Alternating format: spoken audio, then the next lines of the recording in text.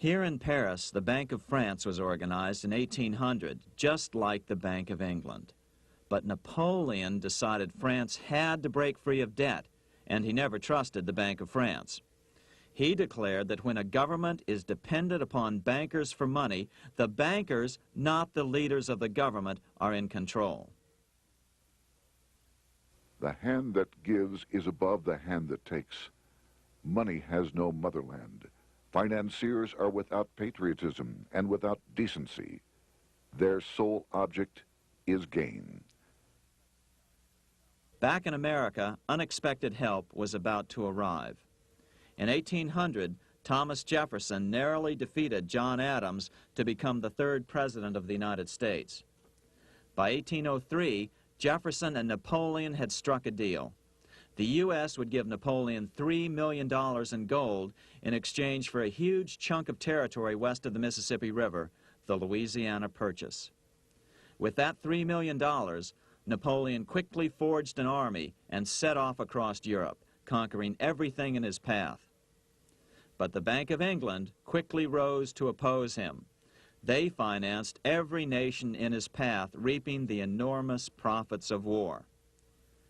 Prussia, Austria, and finally Russia all went heavily into debt in a futile attempt to stop Napoleon. 4 years later, with the main French army in Russia, 30-year-old Nathan Rothschild, the head of the London office of the Rothschild family, personally took charge of a bold plan to smuggle a much-needed shipment of gold right through France to finance an attack by the Duke of Wellington from Spain.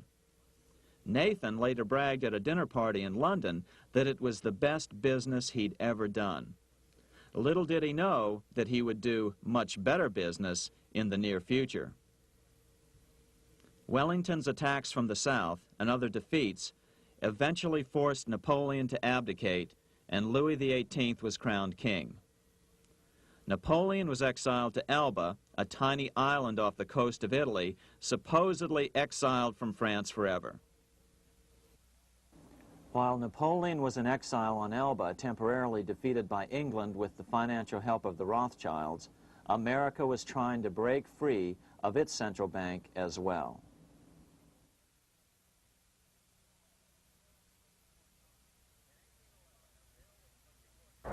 In 1811, a bill was put before Congress to renew the charter of the Bank of the United States. The debate grew very heated, and the legislatures of both Pennsylvania and Virginia passed resolutions asking Congress to kill the bank. The press corps of the day attacked the bank openly, calling it a great swindle, a vulture, a viper, and a cobra. Oh, to have an independent press once again in America. A congressman named P.B. Porter attacked the bank from the floor of Congress, saying if the bank's charter was renewed, Congress, quote, will have planted in the bosom of this Constitution a viper, which one day or another will sting the liberties of this country to the heart, close quote. Prospects didn't look that good for the bank. Some writers have even claimed that Nathan Rothschild warned that the United States would find itself involved in a most disastrous war if the bank's charter were not renewed. But it wasn't enough. When the smoke had cleared, the renewal bill was defeated by a single vote in the House and was deadlocked in the Senate. By now, America's fourth president, James Madison, was in the White House. Remember, Madison was a staunch opponent of the bank. His vice president, George Clinton, broke a tie in the Senate and sent the bank into oblivion. Within 5 months, England attacked the U.S., and the War of 1812 was on. But the British were still busy fighting Napoleon, and so the War of 1812 ended in a draw in 1814. Though the money changers were temporarily down, they were far from out.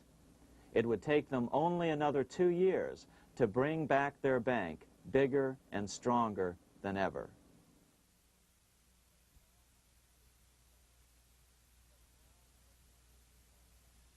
But now, let's return to Napoleon, because nothing else in history more aptly demonstrates the ingenuity of the Rothschild family than their control of the British stock market after Waterloo. In 1815, a year after the end of the War of 1812 in America, Napoleon escaped his exile and returned to Paris. French troops were sent out to capture him, but such was his charisma that the soldiers rallied around their old leader and hailed him as their emperor once again. In March of 1815, Napoleon equipped an army which Britain's Duke of Wellington defeated less than 90 days later at Waterloo. Some writers claim Napoleon borrowed £5 million from the Bank of England to rearm, but it appears these funds actually came from the Ouvard banking house in Paris. Nevertheless, from about this point on, it was not unusual for privately controlled central banks to finance both sides in a war. Why would a central bank finance opposing sides in a war? Because war is the biggest debt generator of them all. A nation will borrow any amount for victory. The ultimate loser is loaned just enough to hold out the vain hope of victory, and the ultimate winner is given enough to win. Besides, such loans are usually conditioned upon the guarantee that the victor will honor the debts of the vanquished.